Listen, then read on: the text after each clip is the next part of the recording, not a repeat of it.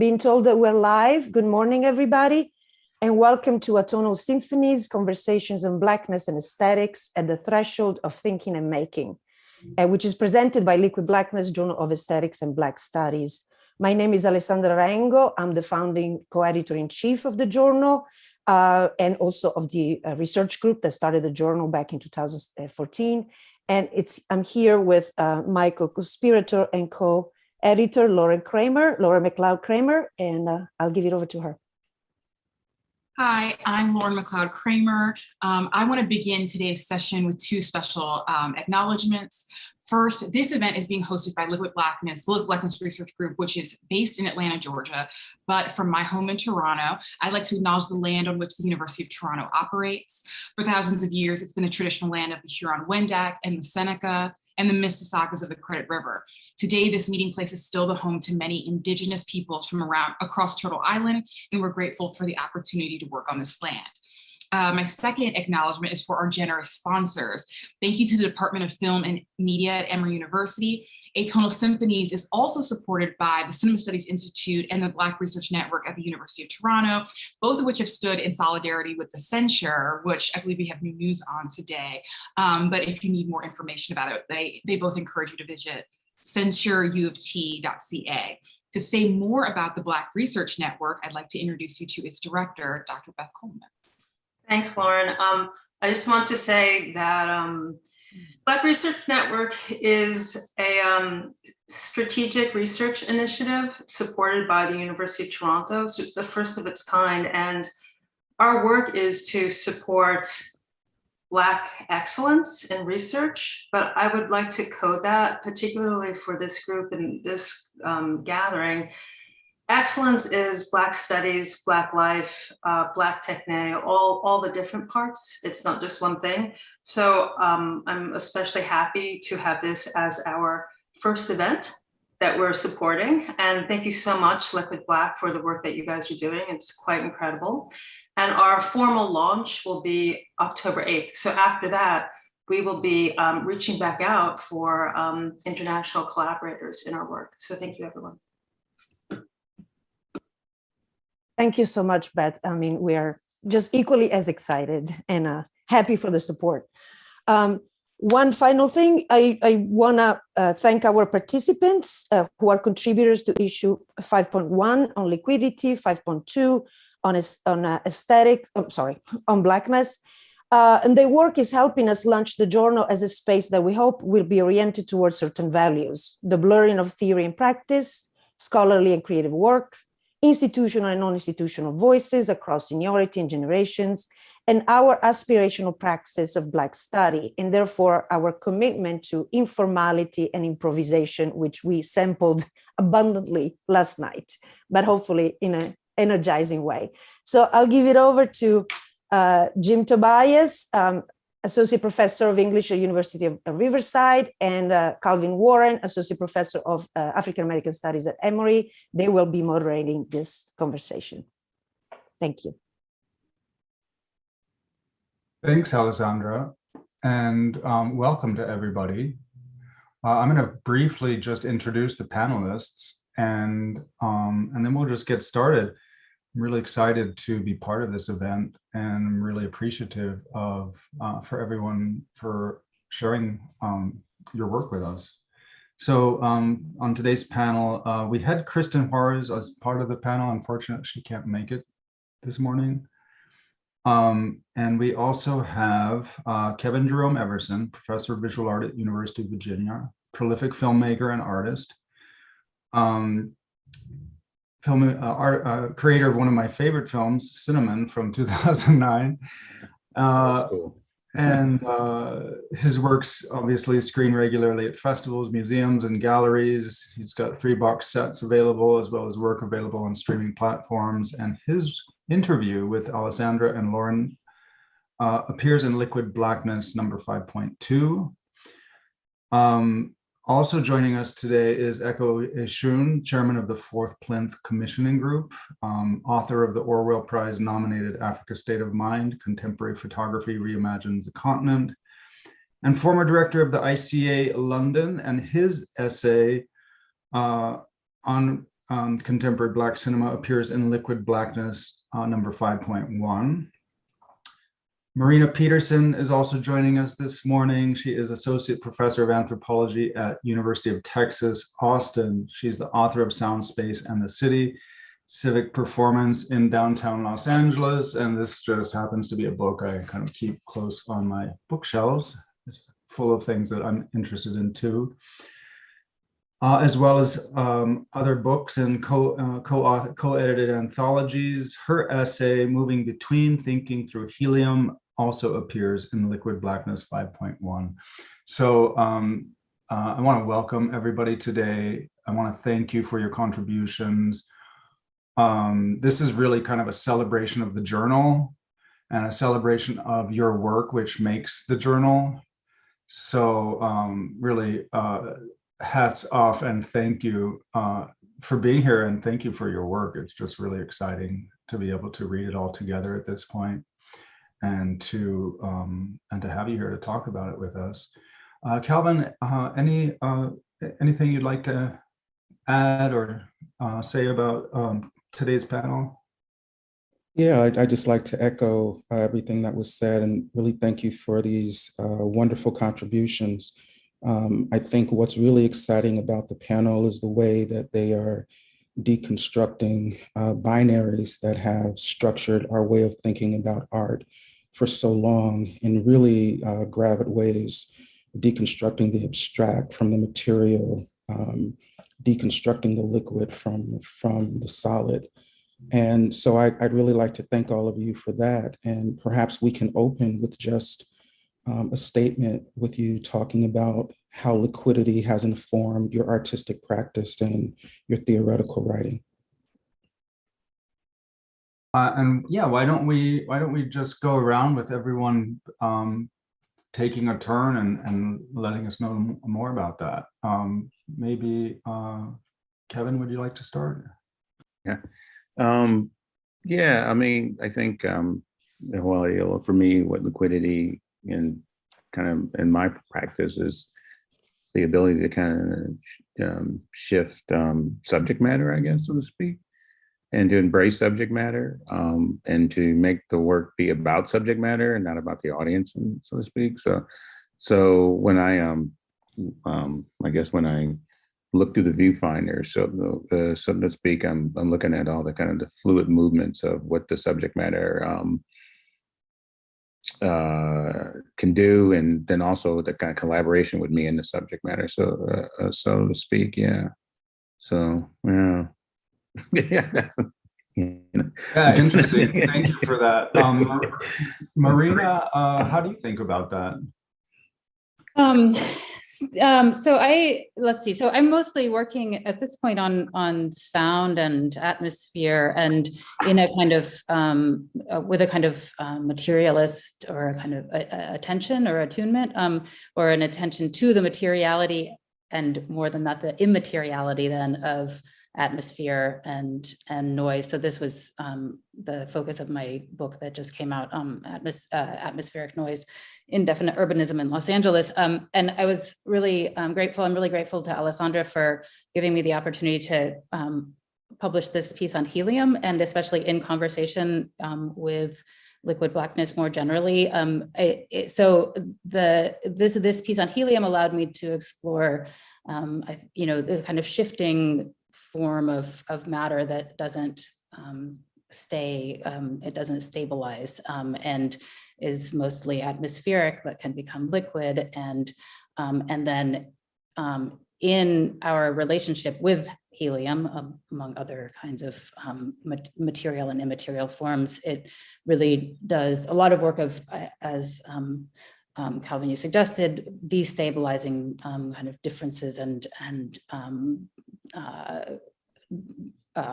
gaps, I guess, between, the human bodies and the atmosphere, but more than that, even kind of destabilizing a humanism, right? So our human anthropocentrism, by thinking through matter in this way, or a kind of the immateriality of something that the matter of something immaterial.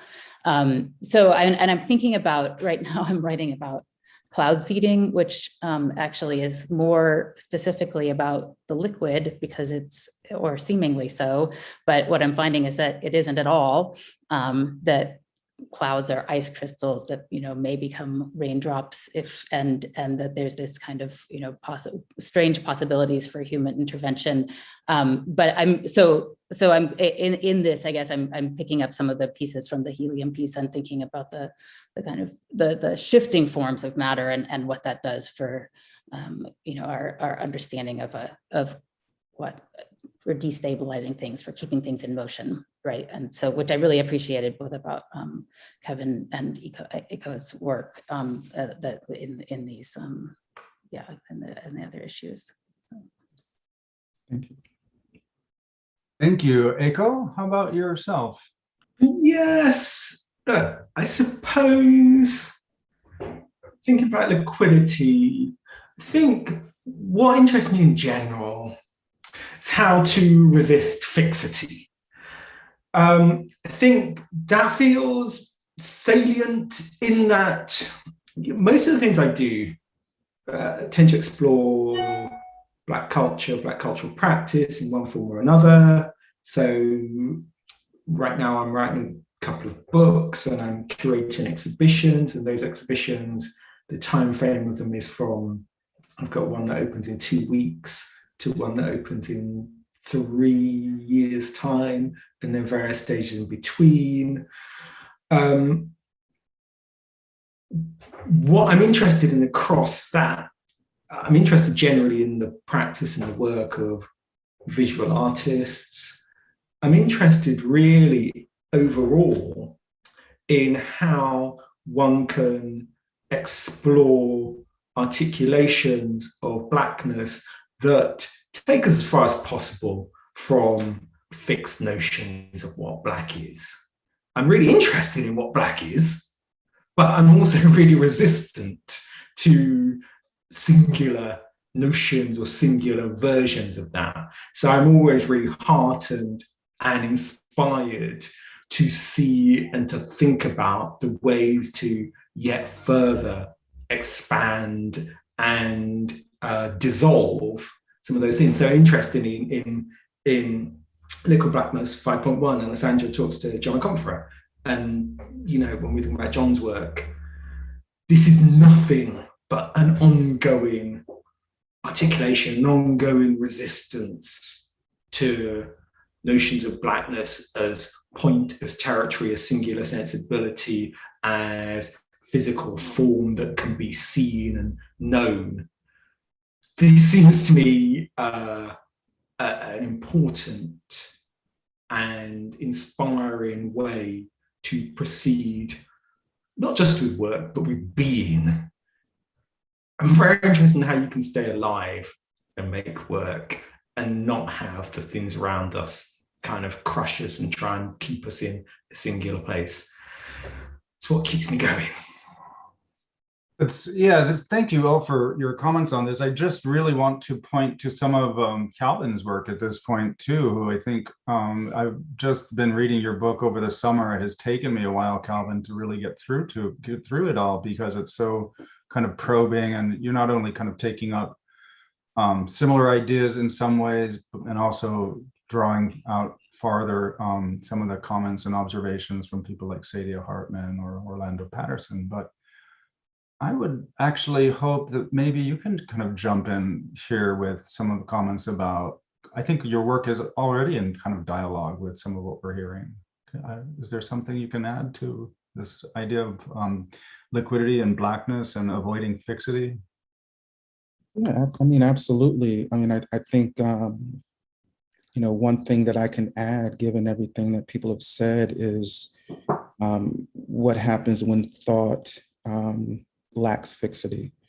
We often think of thinking as something as a kind of a epistemological structure that gives certainty.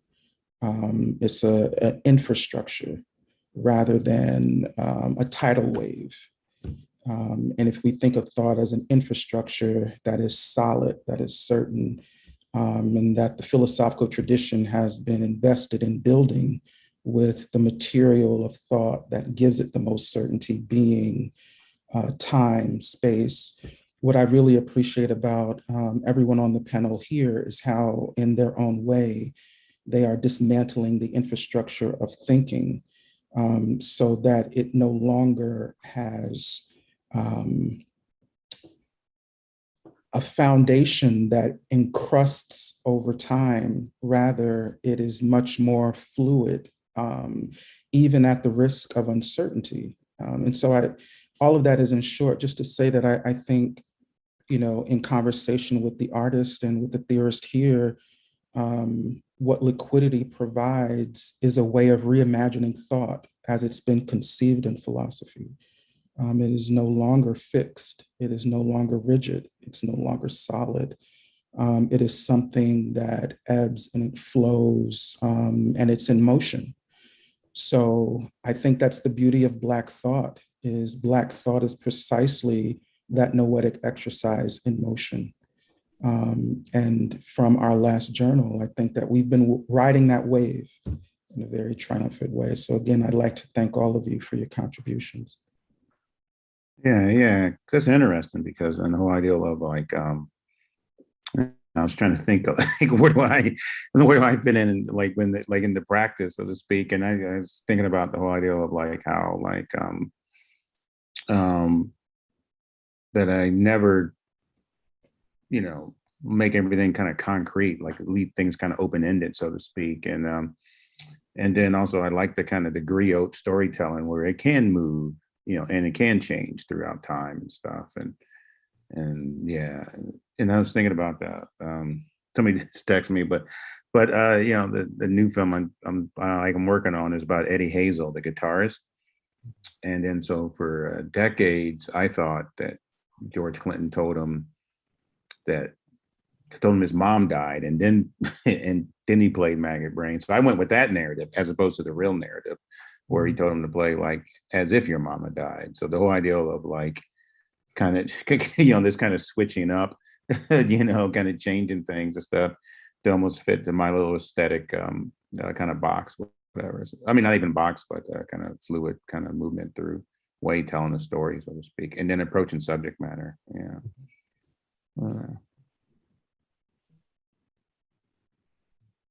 Somebody wrote Eddie is the man. It was, is that for me? Yeah. So I was trying to figure out. Yeah, I remember it was funny. I was in a conversation one time with, somebody like, they always want like Black Americans to make like biopics and shit, which is cool, I guess, whatever. But then so I said Eddie Hazel, and then the conversation was over. But but I wanted to kind of make this thing anyway because it was just based on the whole idea of art, and then that's my main subject matter is the kind of visual arts in a weird way, and how everybody within every kind of system or structure or gesture or is making an art, so to speak. So I just thought my whole thing is just like, ever since my son passed away, I wanted art to kind of bring, I'm not a religious man, but the art to kind of resurrect, so to speak. And then so I just thought the Eddie Hazel story with the art was resurrecting his mom, like after he left the studio, his mom was alive. So then the whole idea of like these kind of narratives kind of just kind of changing, so to speak. And then, and then being okay with your own form of the narrative, so to speak. Yeah. So, yeah. And then I like the whole idea of like not being fixed, and then this kind of solid becomes this kind of liquid, kind of more fluid, whatever, a way how we can approach Blackness and the subject matter, so to speak. Yeah. Along those lines, I really appreciate that. I wonder if each of you could say something about, I guess, then the paradox of form in artistic and theoretical practice. Kevin,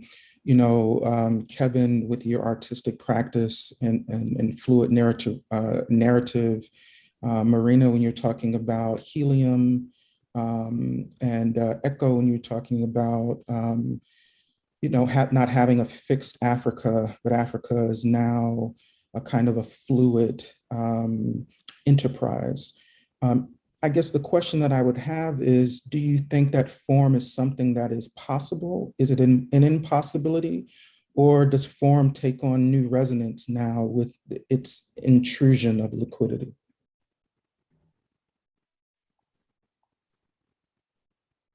And anyone can start. Absolutely. I think form takes on, yeah. I mean, it's got to. I don't know if it's got to. I'm not making an edict, whatever, but yeah, I think it does, yeah, so to speak, yeah. I mean, I would say, look, I think that's a great question. In that, speaking personally, my background, I started off working really as a journalist. I used to interview. Remember when I first started writing, I used to interview a lot of hip hop artists. That's what I did. Remember that. Wow. And that's great. But two things out of that. One, it's always interesting being around those people. Because you realize two things really. You realize that, like Wu-Tang or any of these people, man, they're performers. I mean, it's obvious to say, but the distinction between their public face and themselves is so interesting because they're not very clear what the lines are very often. They're, I remember talking to him or Method, they really don't know. But at the same time as that, these are artists and poets. And if we're talking about form, it's really interesting. Like one of the things I learned from that, just to stick with that for a moment, looking at hip hop artists, I found it really educative not to think about them as rappers, but to think about them as poets and to think about what we understand a poet to be, which is someone who's in connection with themselves, with a muse, whatever, however we describe it. The traditional version of a poet is someone who's very sensitive.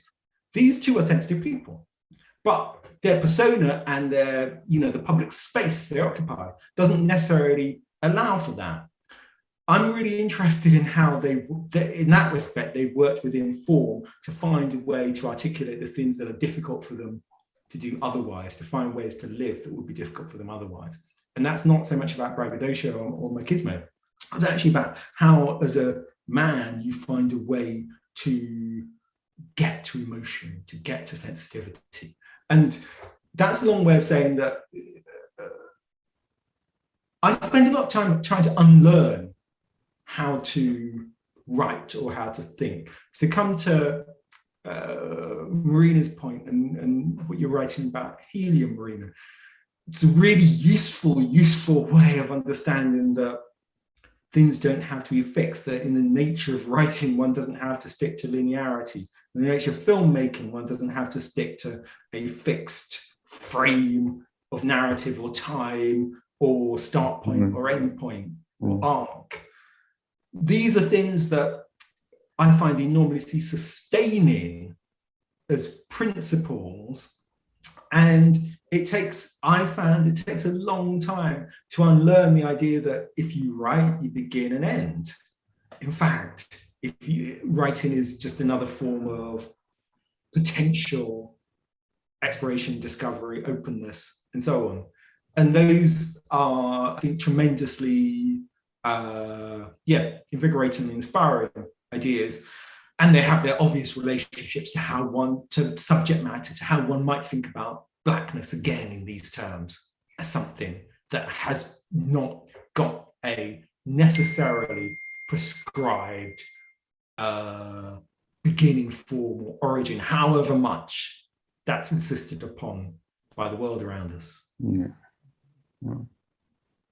Yeah, I love that. I'm also thinking about how to write how to find a writing form that is adequate to the subject, that is a moving subject. And so that is atmospheric, that is indeterminate, that uncertain, and that in that way absolutely veers from a kind of formal academic form that we've been trained in, right? But or even a kind of narrative form, I think, and without necessarily going to something, that then presents itself as poetry proper. I mean, but nonetheless, somehow kind of tend to a shifting form of matter, which, right, in this case was helium, but I think also something like blackness. And for me, it's congruent with my musical practice, which is improvisational and playing. So I play cello and make sounds and with cello. And so I was also really interested and excited by the music that in terms of crossing all of our work and the ways that sound and music and also and an attention to listening is coming out, and that listening as part of a process and a practice. And that shifts maybe a little bit, but I'd love to hear more from the others about how that's figuring both. I mean, I watched the film, Ekow, that you wrote about, and then Kevin watched your Sound That film, and both of those, I mean, the way that the kind of an attunement and sociabilities are coming together, right? That there's kind of collectives that are formed, but then through sound and especially through listening. Well, that makes sense. Like reading your writing, I can see that. Like it comes from the way it's written. It's almost like comes from a musician. Yeah.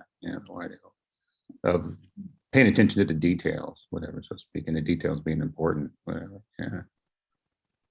Yeah.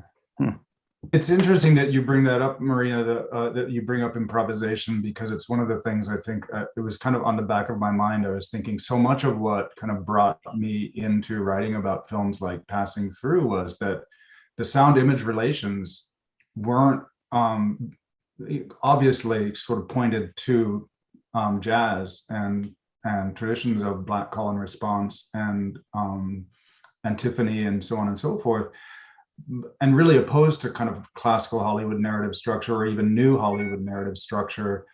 And it kind of took me a while to just sort of be okay with saying a huge part of the point of this film, this is a classic film from 1976, I guess, part of the Black filmmaking tradition of Los Angeles. In Passing Through, the sound image relations are improvisatory. It is about flow. As Calvin just put it, it's not about the infrastructure, it's more about the tidal wave. That's a great sort of teaching point I'm gonna take away from this.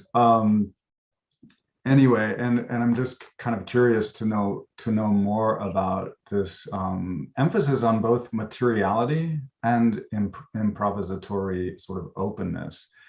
I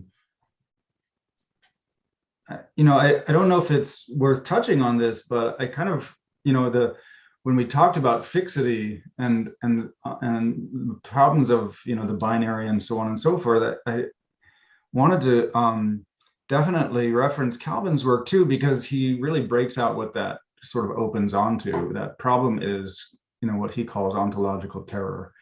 And I think that, that there's a flip side of this, and this is something in working with Liquid Blackness and going to many of the research meetings and the meetings that were necessary to setting up this journal and getting kind of recognition and support for it.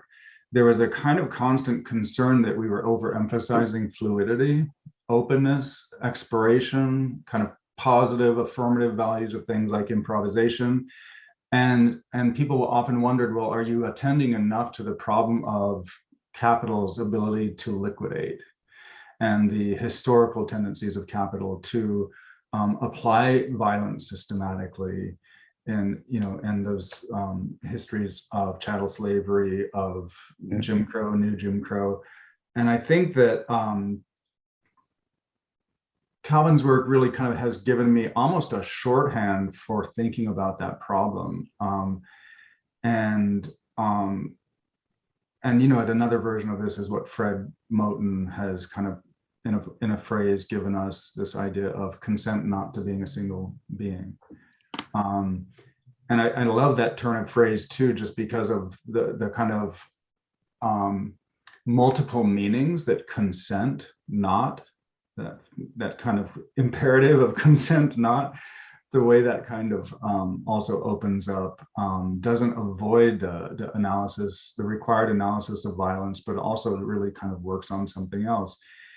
And when I was reading Ekow's work and the way that you were kind of rethinking and revising some of Membe's comments, I had a sense that kind of maybe the way that you were working with this really difficult problem of opening up form and process while retaining a critical stance that's not based on fixity, right? I wondered, we know Membe as a post-colonial thinker, and I had the sense of what you're doing there is almost kind of taking a decolonial approach to some of the concerns that have been treated through post-colonial thought. I don't know if that resonates, but it seems like there's a kind of a deliberate step to take things a little bit forward in terms of the Africa as a geoaesthetic category. I mean, I think that's an interesting point. I mean,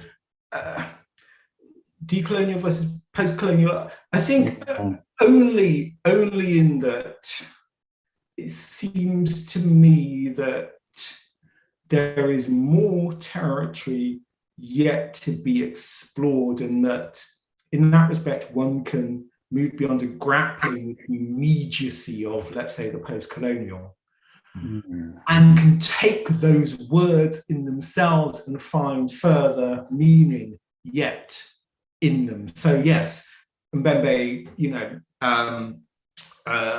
talks about Africa as a body in motion, and I love that notion.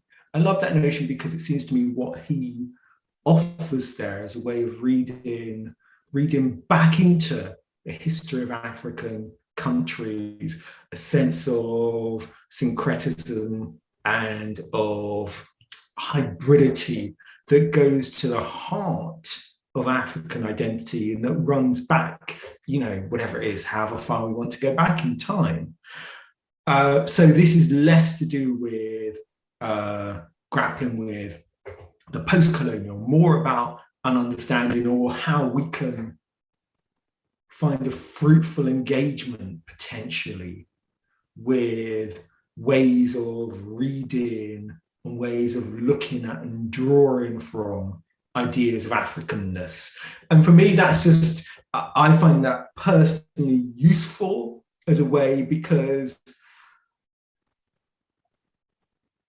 I want to try and find some other paradigms, some other ways of seeing when it comes to Africanness. This seems to me an important thing. I mean, it's not terribly different to when you talk about talking about consent not to be a single being, which is such a great phrase, which has at its heart exactly the same thing. Let's resist any notion that we know this thing.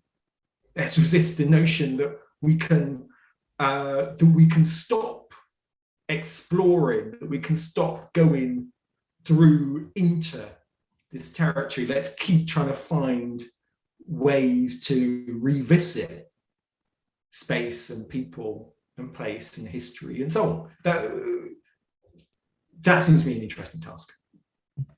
I mean, I think that kind of makes me think a little bit of some of the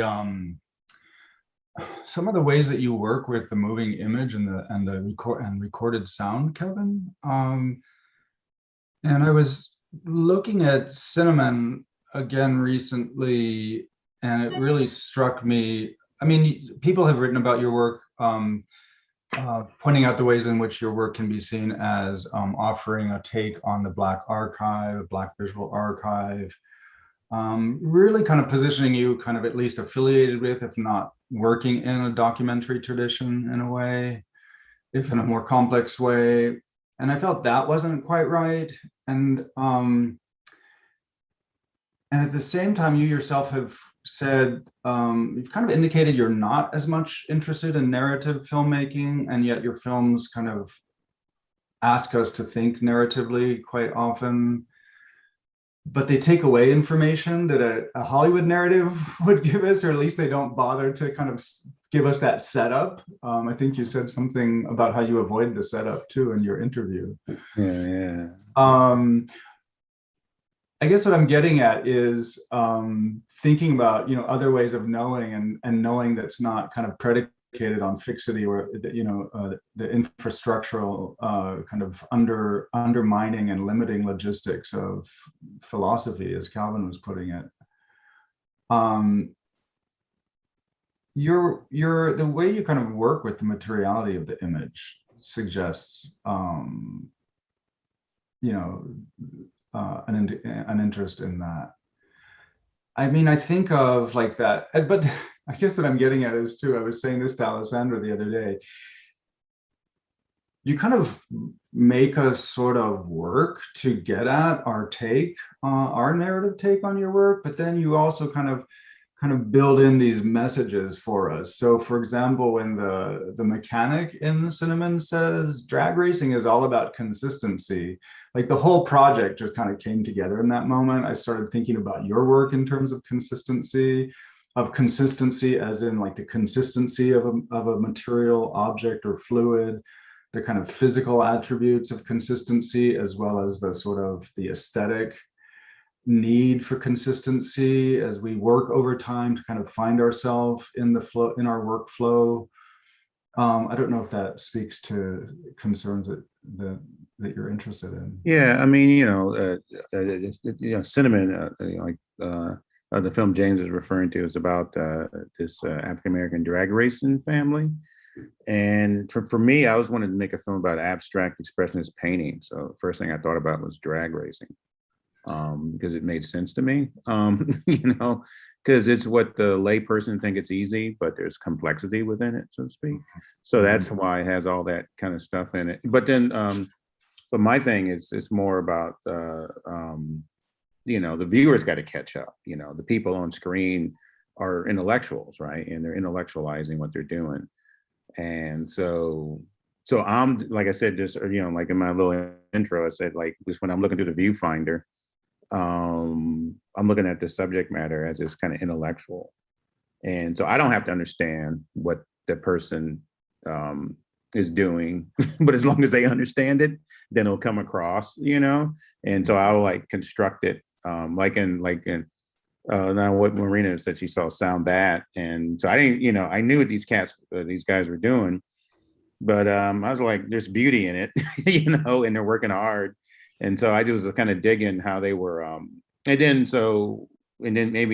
even constructing it even more abstract to the viewer, because what we were doing was we were looking, they were listening to things in Cleveland that had this past that only people from Cleveland and me knew about if you watch the film.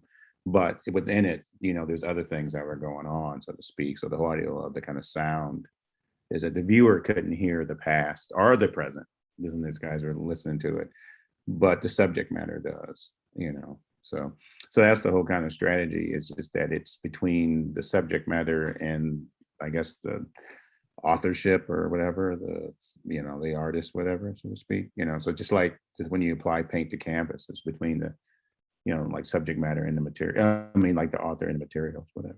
So that's how I kind of start to construct these things, whatever. As massive as some of these interventions are, and I think they are kind of massive and it's super impressive, it's also just kind of refreshing to not have to put narrative in a box that's opposed to abstraction. Well, I mean, I wouldn't know how to do it, whatever. I mean, it takes a certain kind of skill and shit. I don't have that. I don't know. It's like, whatever, I guess that's an option, I guess, so to speak, but it doesn't appeal to me, whatever, so to speak, So in Cinnamon, the key figure, Erin, who's, drag racing, and she's, you present her as also working in a bank or something, as a mortgage broker? Something, a bank teller. Yeah. And, there's part of me, when the film ends, she's been seen a couple of times working with someone trying to get a loan. Yeah. And part of me at the end of the film is like, but did they get that loan? Which is like a total narrative kind of response, Yeah.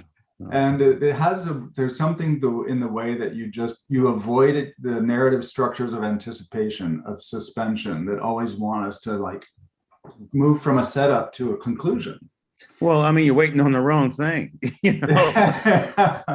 Like that's like, that's not important to me. I mean, it may be important. Yeah, I don't know. Like I figured, like But it seems like a legitimate enough response that actually helps us kind of balance some of the demands to think more openly, to explore the sound image of drag racing. I love the idea of drag racing as a form of abstract expressionism. Yeah. So I'm always trying to look for the form of what, no matter what the discipline is, there's like this kind of form, and then people in the discipline understand the varieties of those forms. And to me, that's fascinating. No matter what the discipline is, whatever, so to speak. So I should, go. I'm so interested in that. It's interested in the interview that you did, and you talked about your relationship to abstractionists like Sam Gilliam and so on. I'm interested.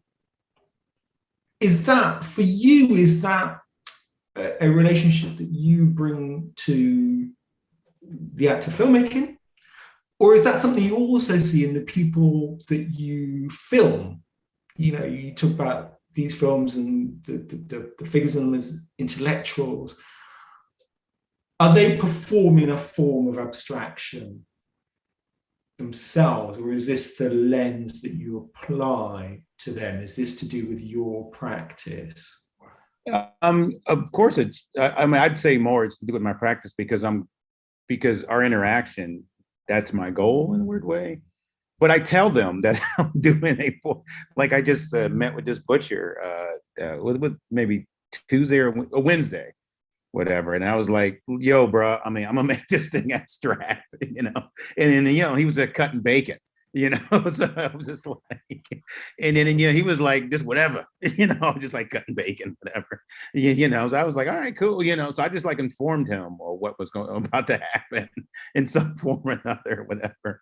But but I think it's more me, whatever. But then I think, with the way I position, like, the camera and the materialities, the lens, or the film stock, or the degree, of the lighting, whatever. I mean, it's going to like create something that that only I'm kind of putting together. So it's more me than them, so to speak. But it's my conversation. But I do hip people to exactly what's about to happen, whatever. I mean, it's not like drastic, whatever, because they're going to be doing their thing, But then the whole idea of like, but the presentation of it is like it's trying to be that, whatever. It's trying to be that kind of like in those relationships to what I guess like art or abstract art, visual art is supposed to, or the language of these kind of disciplines, whatever, of art making. So yeah. But then it's also, again, you describe them as intellectuals, you describe them as artists. Yeah, totally. So it's also more than just, I think what's so fascinating, it's also more than just a sort of honoring of them as craftspeople or because they're always intellectualizing what they're doing, and then there's a skill set that takes to do all these things that nobody can just walk in there and do, right? You can't get in the car and start drag racing, and then you can't work for the city of Cleveland without having the proper knowledge of how these materials work, so to speak. So I think that's why I cut out Act One, because in the traditional like narrative or documentary, they're supposed to explain the history of this kind of shit, But for me, I'm just like, no. I mean, I just like how the viewer has to kind of catch up, whatever. And I got to catch up, because I'm learning on the job too as well. So I got to catch up. And then for me, it's not about informing the viewer or what they're doing, but it's to kind of for me to understand, for me to appreciate that they understand what they're doing, so to speak. So I think that's what I appreciate, especially in like sound that, because, we were just rolling, we were just like, these cats were just like looking for leaks. We had made it up at first. And then the next thing you know, like, oh man, this is a leak. And I was like, even better, whatever, so to speak, like, so we're going to work today, so everybody's going to work, so anyway, so I just like whole idea of like that kind of approach, but also too, I mean, the whole idea of like, I mean, I'm not trying to redo the kind of visual wrongs of like representational art since 1839, that kind of thing, or, since the Enlightenment period, whatever. But I think, the whole idea of like, when I see people who look like my relatives, doing shit, like doing stuff like that, then there's something, like I don't like see that as foreign to me, but I think like the viewership see that as foreign. So the whole idea, so the whole idea. I remember, I made a film in Brazzaville, the Congo, and then it is funny because the films that I shot in the United States felt more foreign to the American audience than they did the film fucking Brazzaville, because like they think Black America lives in two different countries, so it's but I mean, I think there's a way in which when I read Marina's work, I think of some of the kind of emergent tendencies in anthropology since the 90s, since kind of like all those questions about standpoint and situatedness and so on and so forth. And I really see your work as part of this kind of the new anthropology in a way. You correct me if I'm wrong, but what I'm so curious about here is the way in which a newer anthropology could be informed by aesthetic interests in intellectual practices. And I wonder if, is Kevin doing a kind of version of an aesthetic anthropology? Or, I mean, I think it's very ethnographic, and I really want to learn more and watch more, because I think I can learn a lot. I mean, I from what I've seen and what I've read, I can learn a lot from you. So I also so I've been the sound that really resonated because I was I've been teaching a sonic ethnography class that is about how people listen. And so really attending, right, moving away from the ethnographer, the anthropologist listening to attend to how other people listening as a mode of ethnographic research. And so for me, that film does that so perfectly, right, to show, and so I emphasize also, right, that there's expertise in listening in all kinds of work and everyday expertise, but also especially in labor of different kinds, right? So, I mean, and I see that, I mean, I did some work on coal mining in Appalachia, and also was in Ohio, but I love that, the workers listening for the underground and listening for the water. It's so perfect. And that's their expertise, right? They're expert listeners. And then they're also organizing their work around that, and then really, organizing their relationships, right, through that listening practice. So you see them, talking about what they're hearing, and I didn't know that part. I mean, about what you're saying, that there's a notion of listening to a past of Cleveland that only or they know, which is, I mean, it's just beautiful. So yeah, so I really want to sit with that one more and work with that too, that piece. And in terms of being informed by aesthetic practices or artistic things, I think yes. So some of us, a lot of us, I mean, doing things called experimental ethnography that are, working with other media as a way of doing ethnographic work. So, but also then kind of doing that in an experimental way. So what that does for the ethnographic research itself, and what that does for the subject matter, how that shifts what you're, how you engage, and also how you treat subject matter. And also really these same questions about how do we treat abstraction, and how do we make something abstract when there has been such, I mean, maybe especially in social sciences, right, of representing something as, in a particular kind of, representational mode that kind of, right, that disallows a really actually something like abstraction, in fact, for most of the time. So yeah, I mean, there's some of us at UT talking about that a lot, some of the grad students and my colleagues, and we're running something called Bureau for Experimental Ethnography. So we're kind of actively asking these questions. Well, yeah, I mean, I like the fact that, depends on the subject matter, the form of the writing has to shift, whatever, so to speak, to either engage with the subject matter or invite readership or distract readership. It depends on the option. It depends on what you want to do, so to speak. Yeah. So I think that's fascinating. Yeah. It's a great piece. It's interesting. It seems like you all in your own way offer an ethnography of the census, a geopolitics of the census, that you all attend to the different senses, listening, sound, sight, touch in your own way. So I guess I had a general question. Is it your aim, your artistic and your theoretical agenda to decolonize the senses, or to reimagine what Blackness does to the senses? And if Blackness does something different to the senses, to sound, to sight, to touch and motion, what is the future of Blackness in the senses? Is art the way that the senses are reimagined? And do you see Blackness as presenting new possibilities for either a reconfiguration of the senses or just something completely different? Well, I mean, I think in Ekow, we're writing, idea of like being aware of these kind of relationships all over the diaspora, what you were writing about, these particular films. I think, just the senses of it, like being aware of there's other kind of forms, and people have these kind of set these relationships to each other in these different kind of landscapes and like interiorities and these exteriorities. Just being, I guess that's a way of being sensitive or to the senses, so to speak. Yeah.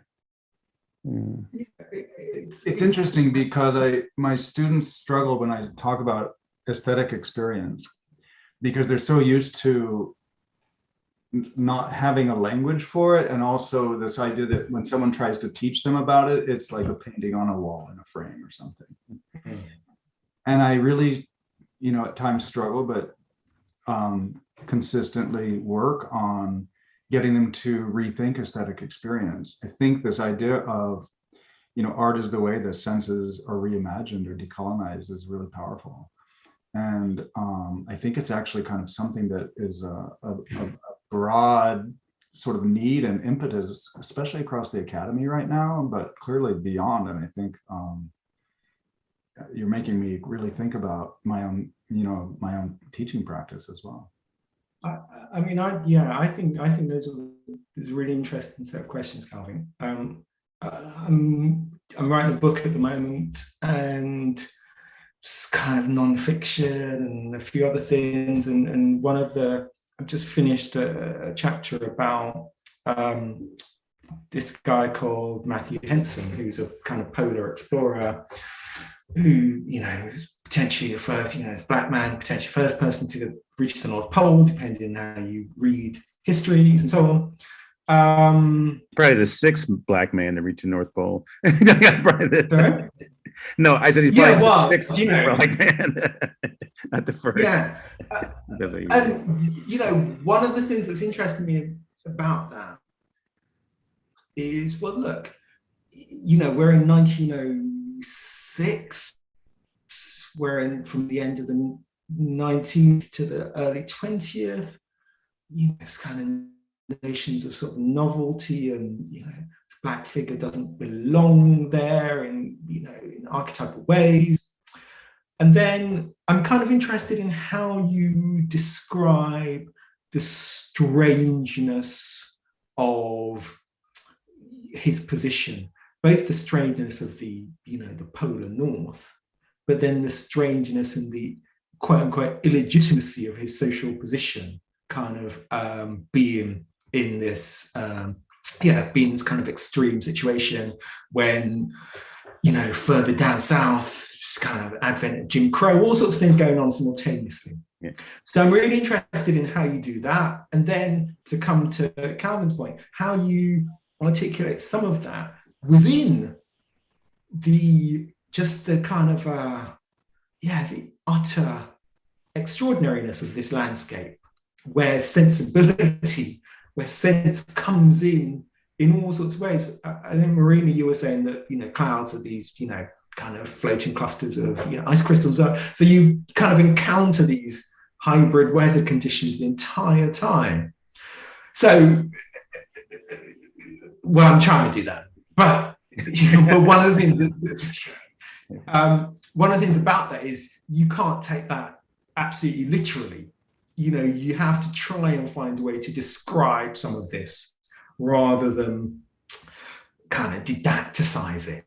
You have to feel your way through, because the given is that any figure who's in that kind of landscape is doing no more than feeling their way. They don't really know where they're going physically, because how do you get in, all sorts of things. So yeah, it's a kind of salient question. And I think in an even larger sense, one of the things that fascinates me 100% of the time is just the strangeness of blackness as a condition anyway. And I think the necessity of recognizing blackness as a kind of extraordinary condition for all the different ways that we cite or we can know or that we might speculate. One's always suspicious of attempts to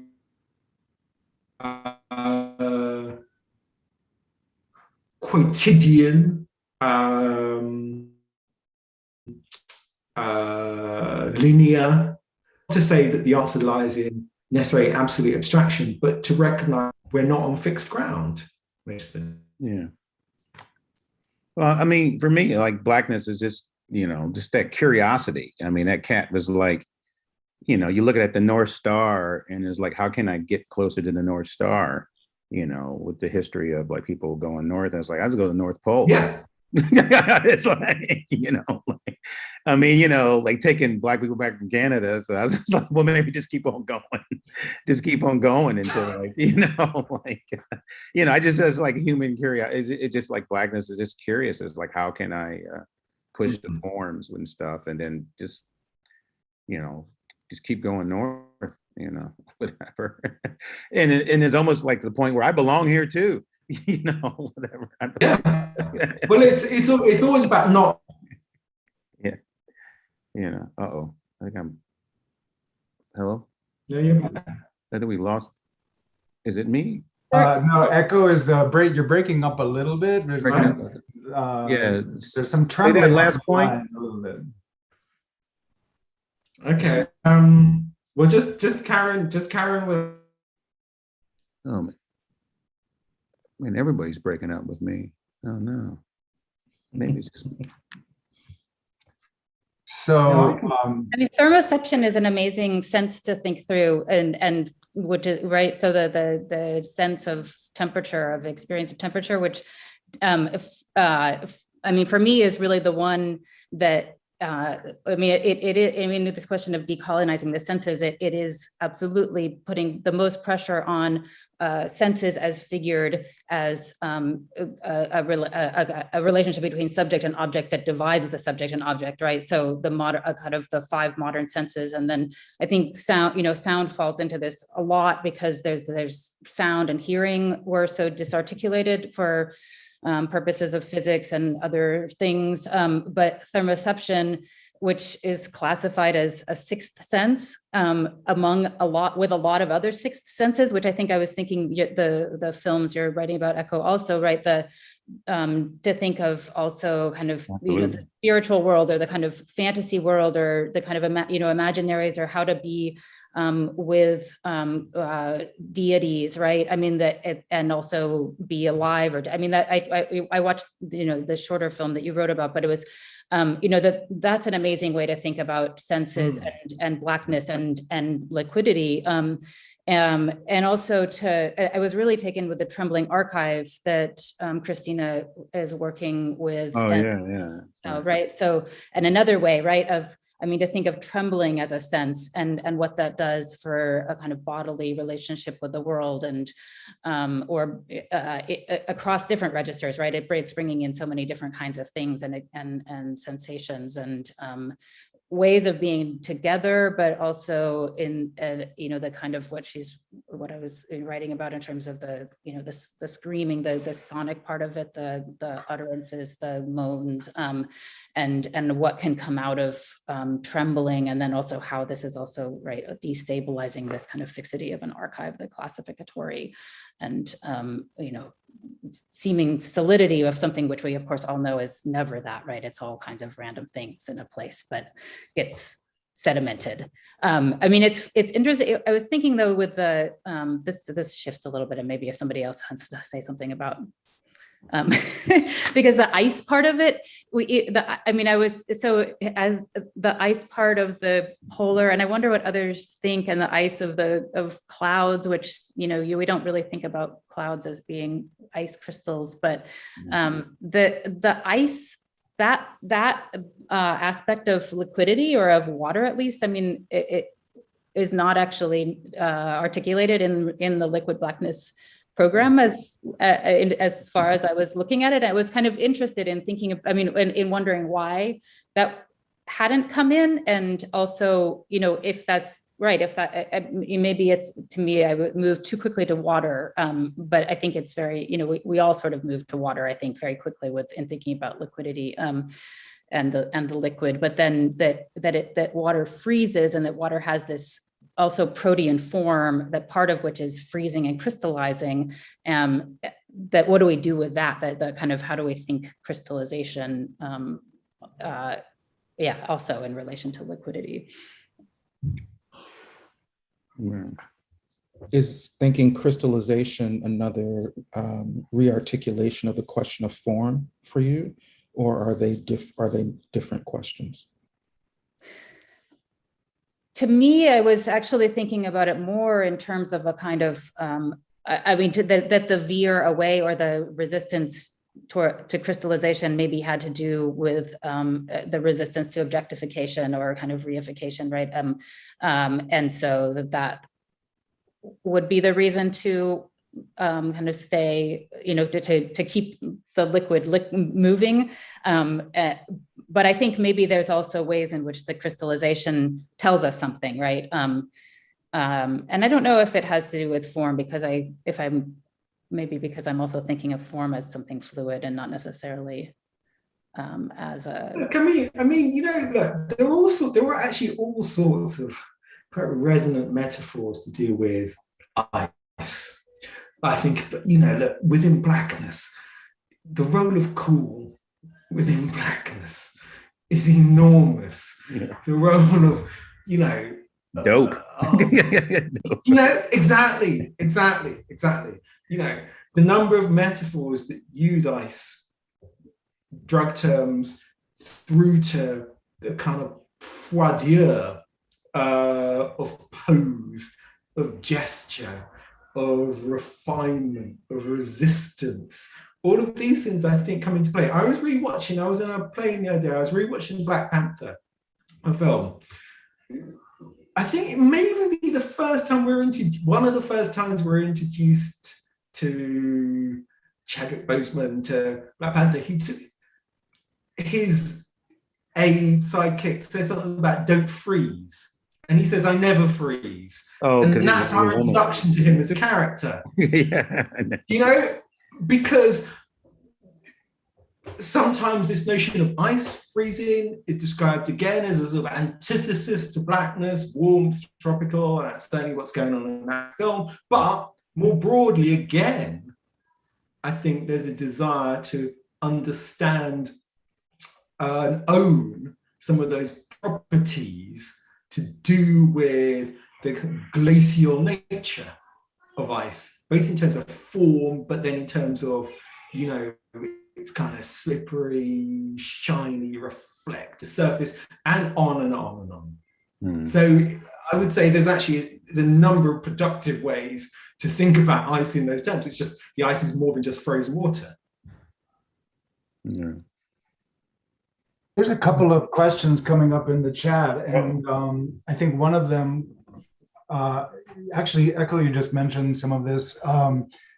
Lauren was saying how last night's panel spoke to the issue of black cool and was relating that to this notion of crystallization. And I've been thinking throughout this that there's just a whole bunch of interesting ways in which the question of style could be brought to bear on this. And I think that was kind of getting at some of that. I don't know if that's relevant to the work here, but I kind of think style could be important because style and stylistics are actually really kind of material kind of engagements. And I feel like so much of this work matters so much because people are kind of being open-ended and creative with taking metaphors seriously and in a materialistic way. But they're also trying to get past metaphor to talk about matter in a way that that kind of ideological approaches have been kind of found themselves to be limited in. So I wonder if style and that question of black cool as a kind of materialist style has something to say there. Another comment that came up here is saying that Terry Francis, the archive isn't super fixed though. It's a place where stories get changed and you never get Absolutely. yeah. And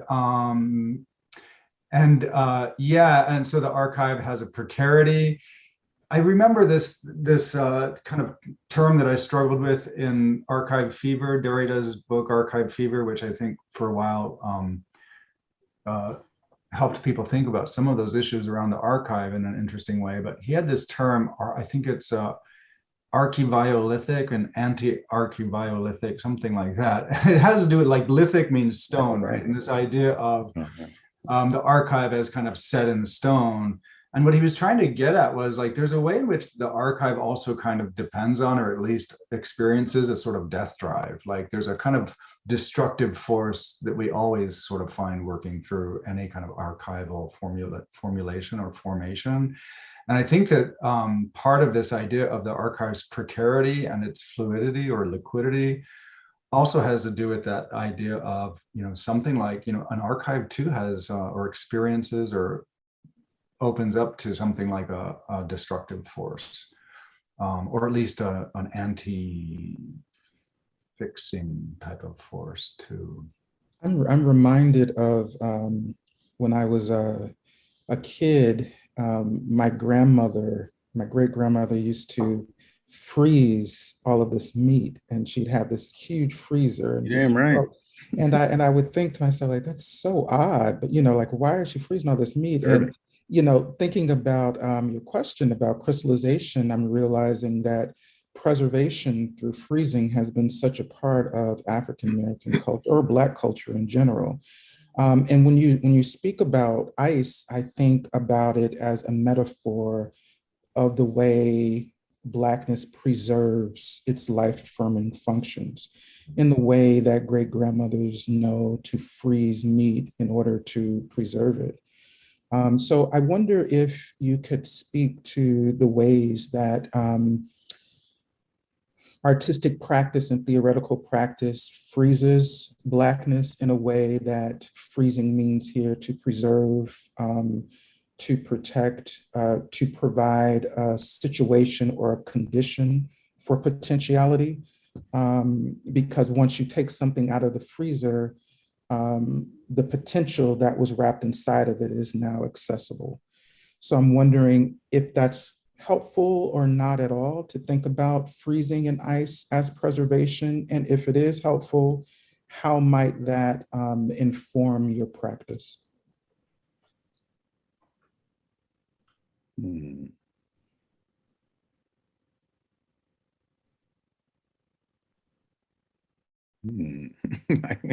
I guess yes. I don't know if that's a question or not.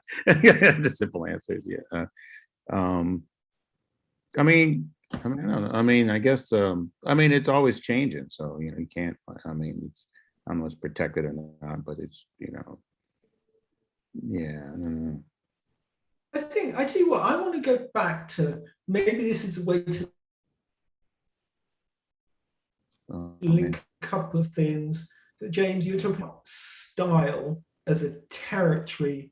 And I think one of the things that I find very valuable in Kevin's films, this capturing of life, of gesture, of language, all of these things that are of specialism and expertise, this description of these figures as intellectuals and artists, this holding to these things as valuable, as worth exploring. And I think sometimes we think about style as overt gesture, as something that sits on top of something authentic or something interior. I think with Blackness, we're talking about these things. I think part of that is, well, again, it's a sort of long established thing. You can go back to Zora Neale Hurston or anyone else. This thing about how to hold on to, how to capture the everyday and understand that there's an articulation of being and of possibility, and therefore also of poetry. And I think if we want to talk about, holding something and preserving something, then these are means of doing the same thing. It's not about holding it in ice, it's about recognizing there's a value in capturing that, in holding that, so that it can continue to breathe, so that we can continue to enjoy that thing and recognize and honor that thing. Yeah, I so appreciate that. You know, I'm always hesitant to bring up the issue of style because it's so often treated as exactly like you said, a kind of something that sits on top or that's sort of extracted from, you know, the surface or something. And style and stylistics as a kind of study is obviously kind of materialist in a way. Like we want to know how it is that like beyond just learning, beyond self-presentation, beyond collective formation, style has to do with essentially formation, preservation, invention of culture, right? And I always go back to Octavio Paz. I have this like phrase in my head that, and from one of his books, I think it's The Critique of the Pyramid or something like that. And he has this nice line. He says, civilization, styles of living, styles of dying. And I think for me, that's kind of how I fundamentally think about style. It really has to do with kind of coming into the world and moving out of the world, or living with worlds that have gone out too. But yeah, thank you for that. I think that's really helpful and beautifully put.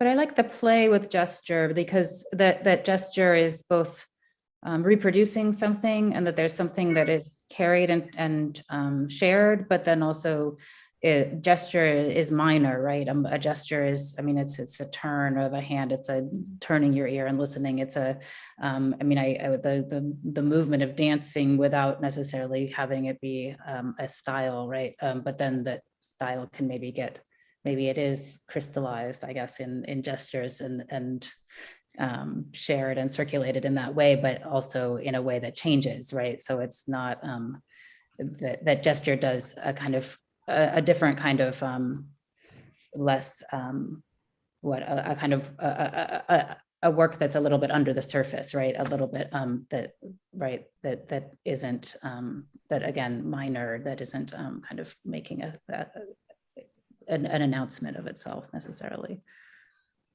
I mean, again, you know, move to music for a moment. Toni Morrison talks about how, or she talked about how she, you know, she strove to write with the fluidity or the possibility of Black music.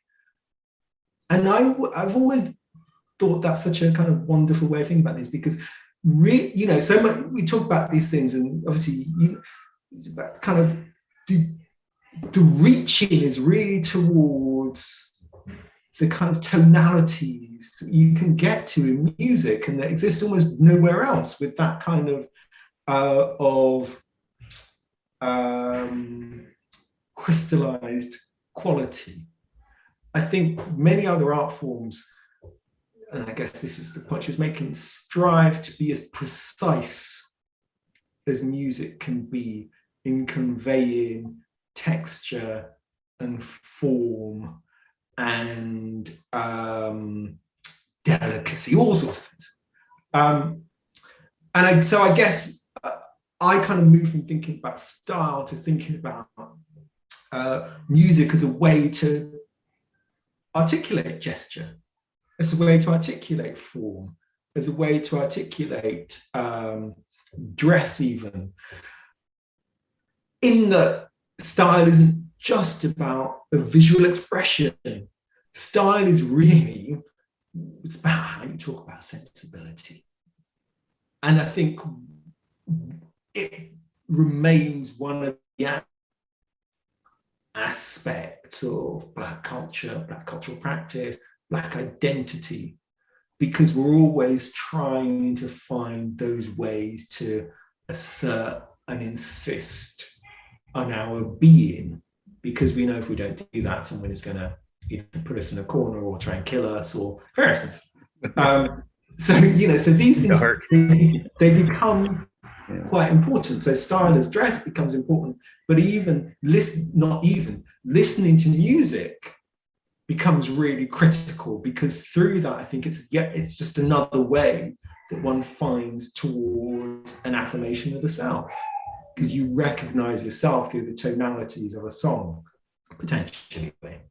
Yeah, and if, as Calvin said, part of the work here is decolonizing the senses, then the ways or the modalities or the media that we use to talk about sensibility becomes absolutely kind of crucial and not extra.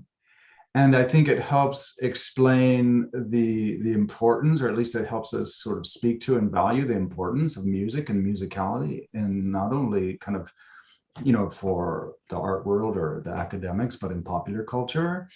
I think, it gets back to what you were saying, Ekow, in terms of the way that hip hop musicians actually negotiate public and private. That's actually kind of, and if they're doing it in terms of musical performance, right? This is actually a sort of really kind of crucial and beautiful way of thinking about style and about thinking about decolonizing the senses. I hear kids. Oh, that's me, I think. So my daughter and her friend. I love it. It just feels like life. Yeah. That's good. Yeah. I wanted to say there's a lot that was happening in the chat for a few minutes there, and if you have a chance to look at the chat, we're kind of heading into a kind of open-ended flowing Q&A along with this chat channel here. So I don't know if there's things there that people want to respond to or take up or throw back to. Don't mind us. Look at Terry Francis down in Miami holding it down. One interesting thing here in the chats is the conversation about bugs in the relation to the archive. That bugs, it seems, is a way of talking about the intrusive force of consumption in the practice of preservation. So I guess what I would ask is, how does consumption work here in your enterprises? Is consumption something that you're concerned about? Is consumption something that allows your artistic and theoretical practice to open up, or is it a kind of intrusive force that the theorist and the artist must guard against?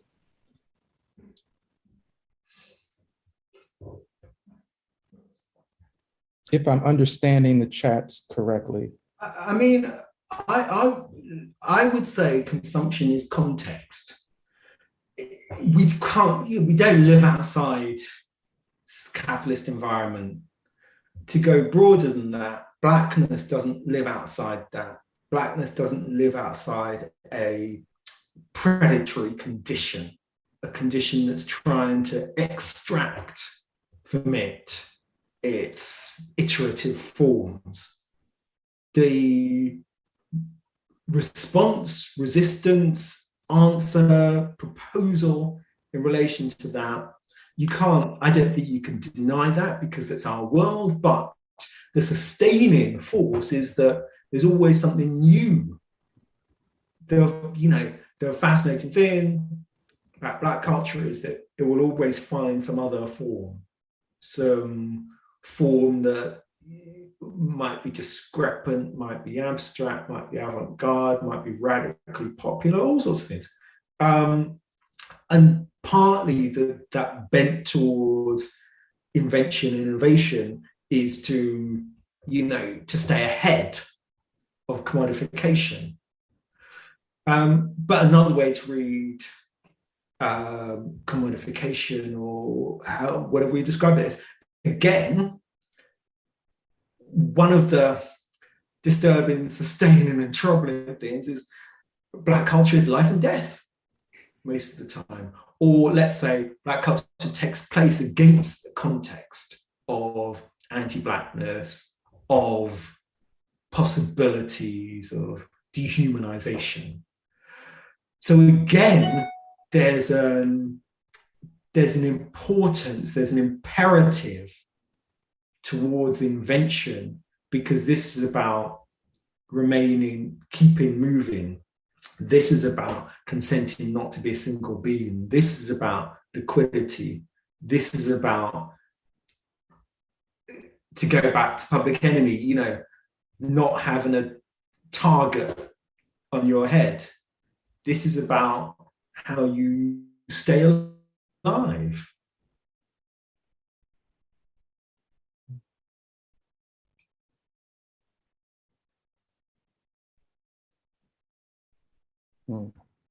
Would anyone else like to respond to the urgency of art in this way? The kind of the staying alive aspect of it. Is that something that keeps you going as an artist, as a theorist, as an ethnographer? Is it something that you feel that your artistic and intellectual practice intervenes in or documents? I don't know. I mean, no, that's harsh. I'm trying not to think about it. I mean, I'm always around. I'm around too much of that outside of the artistic practice anyway. So I'm trying not to, sometimes bring it in. But the whole idea of, I guess, being, I don't know, like being seen, but being heard. Being in a kind of certain kind of conversation. I think, it could be. Part of it, whatever, yeah. But just keeping that going, the whole idea of keeping, or like keeping it moving, KIM, right? You want to keep it moving, yeah. I'm trying to think of it. I mean, if something gets me up to make art, I think it's more kind of exploring these kind of formal qualities and stuff and understanding. For me, it's the ability to for me to keep understanding, to keep learning, to keep growing as an individual, so to speak. So I guess that is life or death. I guess if I wasn't moving, I'd be like, I don't know, be sick or something. I don't know, whatever. Yeah, but yeah. So it is getting close to the time that we are being asked to wrap up. And I'd just like to, turn it kind of back over to our panelists and ask for some final thoughts if you care to share any. But before that, I would like to thank everybody. Obviously, first of all, this has been a lovely conversation. And part of it for me is that I think it is helping us to continue to engage and find ways to hopefully cherish and nourish Blackness in the academy. For those of us in the public research institution with diverse student bodies, these conversations are more important than ever. And I will certainly take away much of what you've shared with me today and share it with my students as well. So I want to thank you for that engagement and for that generosity. And at that point, I will mute and turn it over to the rest of the panel to give us some closing thoughts.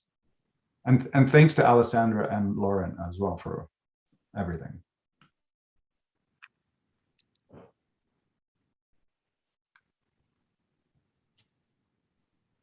I think I want to just echo what Kevin just said, which was being seen, heard, and being in a certain conversation, and how wonderful this has been, and how I think, wonderful Liquid Blackness in general, but to activate the journal in this way with a conversation, with these conversations, is really remarkable. And I don't think I couldn't have imagined it necessarily. And I think, Alessandra, this is really, and Lauren, this is a wonderful thing that you've done. And so thank you. Yeah, right on. Yeah, I just want to perhaps finishing thoughts again. We wanna be very clear of how grateful we are. It's very difficult to manifest.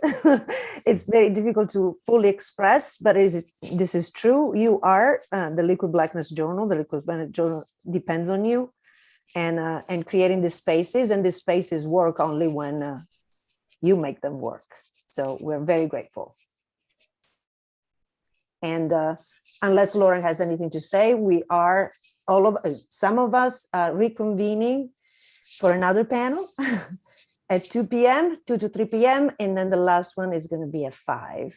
And thank you so much. I think we can.